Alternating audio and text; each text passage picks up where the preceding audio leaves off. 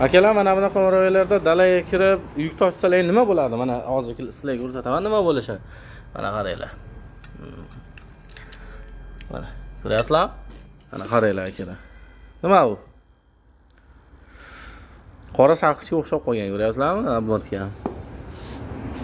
Dala ichiga kirganda akalar, umuman unga panejni qo'shib birinchi skordan o'tkazmaylar. Mana hozir bu 3-skorda yurib kelganda bu dala ichida hozir mana yeriyapti motori.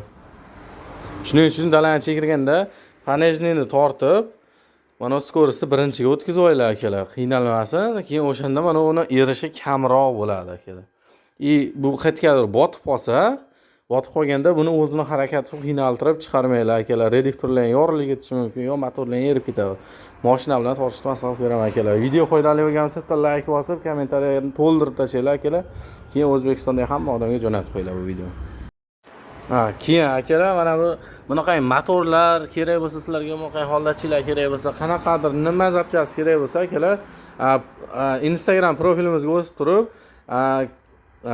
Telegram kanal deb yozilgan, o'sha kanalda ko'k yozuvni ustiga bossalar ham biz Telegram kanaliga kiradi akalar.